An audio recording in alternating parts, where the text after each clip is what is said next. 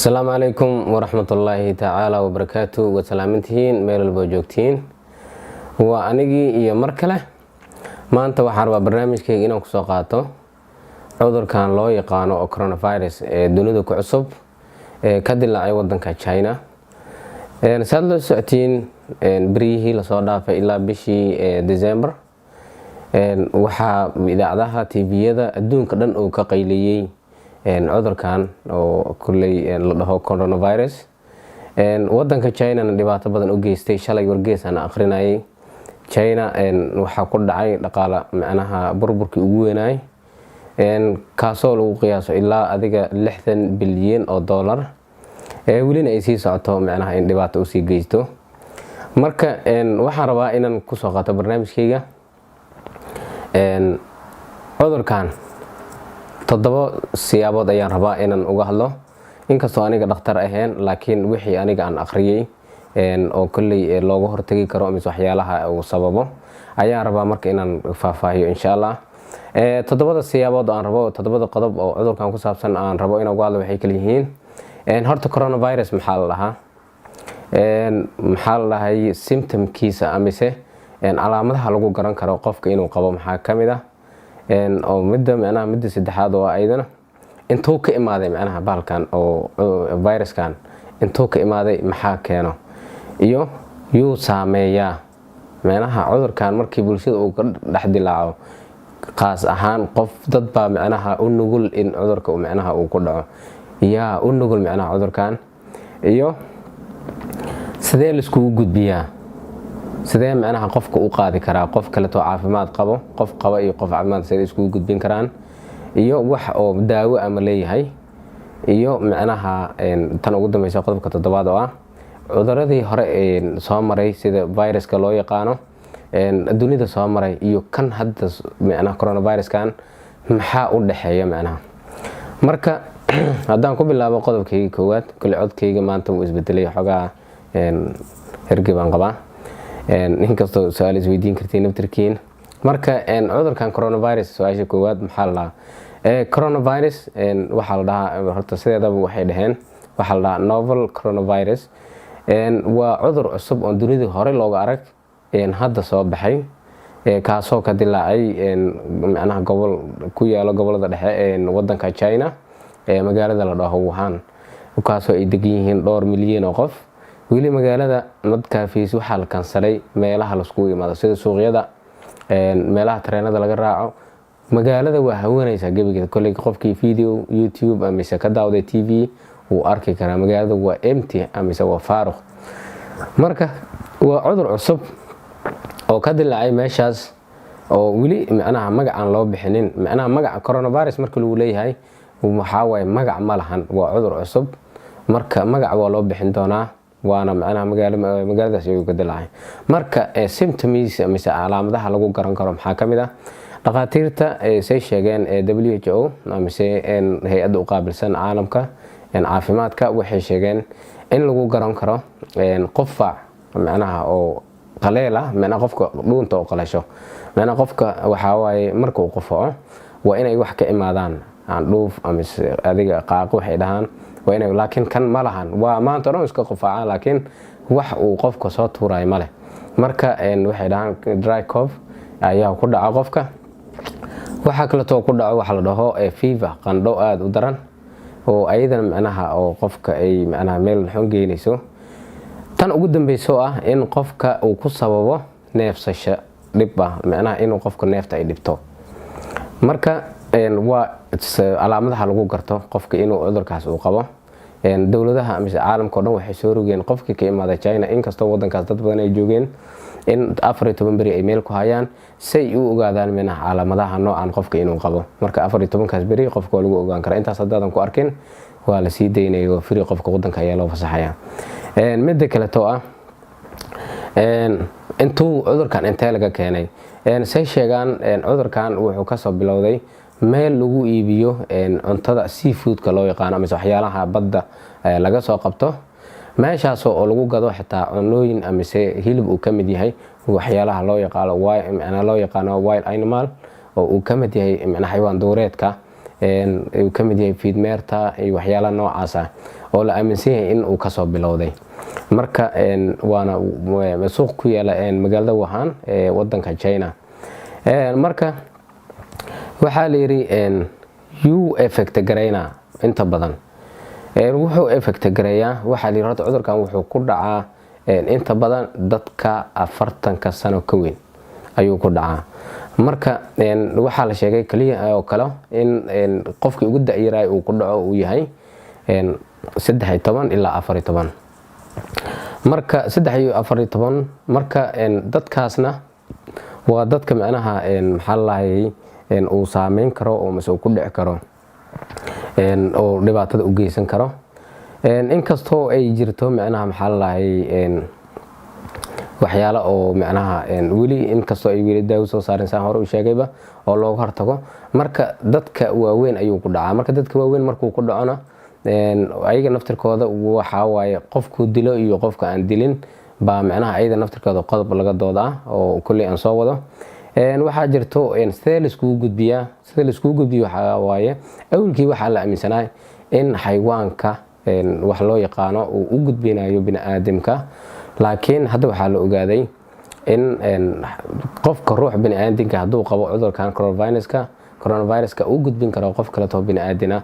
taas way dadka amisa maska ay u xirtaan amisa waxyaalaha wajiga lagu xiro ilaa adiga sanka ilaa afka ay ku xirtaan saan qofka kale oo ugu gudbin amisa hadduu qabo xitaa adiga kugu soo gudbin. marka waxaa la yiri treatment amisa daawo ilaa hadda ma lahan. wadamada ugu horeeyay hadda raadinaya inay daawo helaan waxaa kamid ah Mareykanka, Japan, Canada iyo adiga UK, Germany.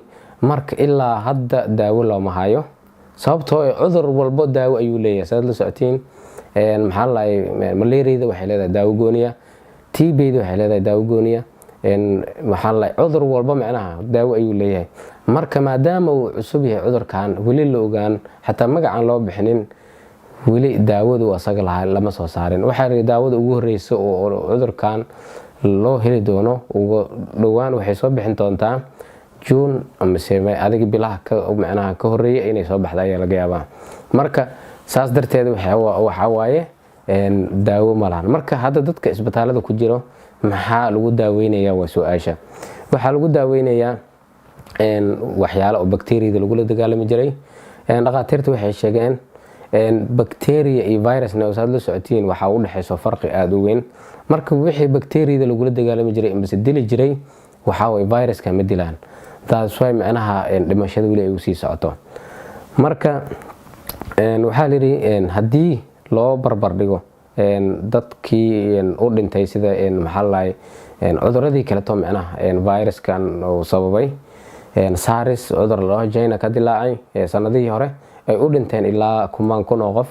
waxaa jira Ebola oo West Africa ka dilaacay asagana ilaa 2,000 oo qof ay u dhimatay.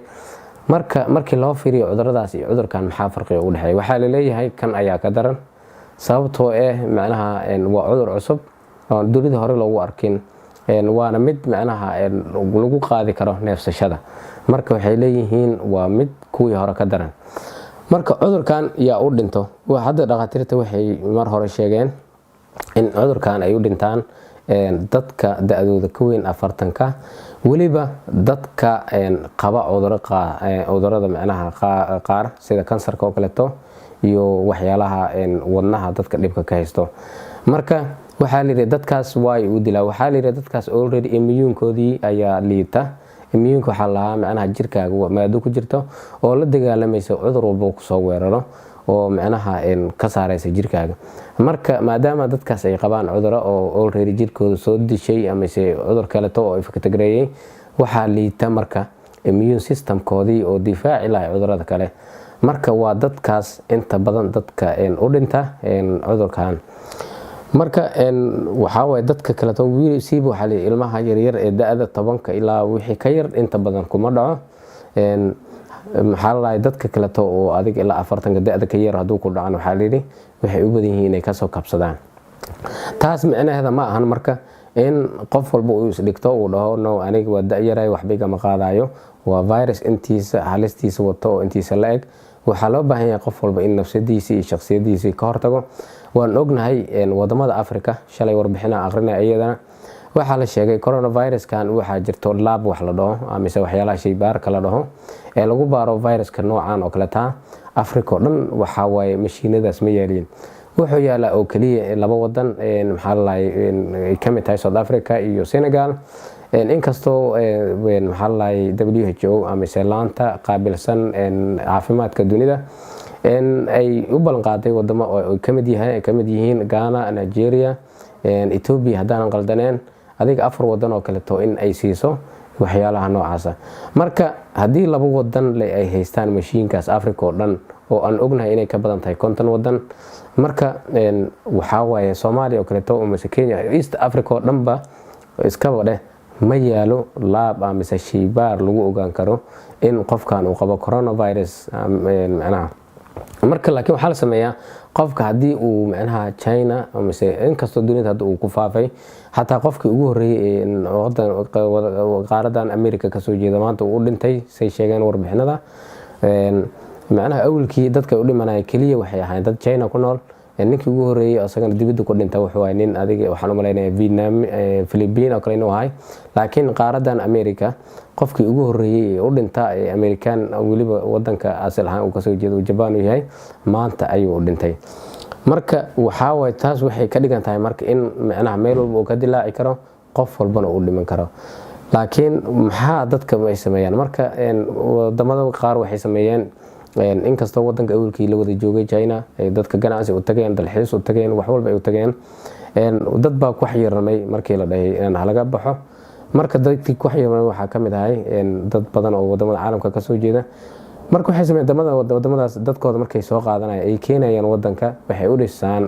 meelo kale oo gooniya oo lagu hayo amise military oo meel deganay oo duur deganay oo loo ogtiin military inay degan meel duura ay leeyihiin guriga wax walba ayaa laga raraa waxa la dejiyaa dadka noocaana dhaqaatiir ayaa loo geeyaa ilaa adiga muddada loo qabtay uu 14 maalmood hadaan macnaha laga helin wax oo dhibaato kale taa qofka waa la soo deynayaa waayo waxa la hubsaday inuu caafimaadku uu qabo marka kulay wadamadeeni Afrika gaar ahaan wadankeena Soomaaliya ma lahan wax noocaas oo kale taa waxaan Ilaahay ugu baryaynaa inuu Ilaahay ka badbaadiyo laakiin mid kale waxay dhaqaatiirtu sheegeen in wadamada qaaradda Afrika si wadamada kuleelka uusan in badan ku faafi karin hadii xataa uu imaado sababtoo ah balkan waxa aadka macnaha uu kubciya waxyaalaha hergebka iyo noocaas oo kale taa waliba xilliga weedarka qabowga si kulli dhaqaatiiran ka dhageystay sheegeen